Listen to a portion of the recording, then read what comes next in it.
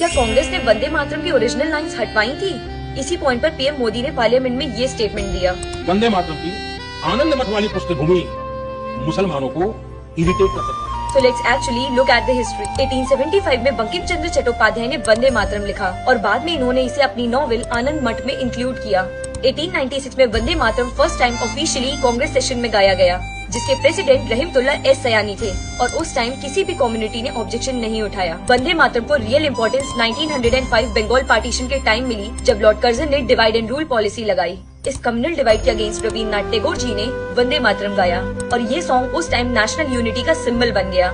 Problem 1906 के बाद start हुई, जब all India Muslim league establish हुई और 20 मार्च 1937 में मुस्लिम लीग के सेशन में एक रेजोल्यूशन पास हुआ, जिसमें राजा सैयद मोहम्मद महदी पीरपुर के राजा के अंडर एक कमेटी फॉर्म हुई to investigate the Muslim grievances. Pirpur report के अकॉर्डिंग वंदे मातरम को एंटी इस्लामिक और एंटी सेक्युलर कहा गया, क्योंकि सॉन्ग के लेटेस्ट स्टैंजाज में माँ लक्ष्मी और माँ दुर्गा का रेफरेंस मिलता है। इवन मुस्लिम लीग को कांग्रेस के ट्राई कलर पर भी ऑब्जेक्शन था। इसके बाद 1937 में कांग्रेस वर्किंग कमेटी ने ये डिसीजन लिया कि वंदे मातरम के सिर्फ फर्स्ट 2 स्टैंजाज अडॉप्ट होंगे और बाकी स्टैंजाज ऑफिशियल यूज से ड्रॉप कर दिए गए।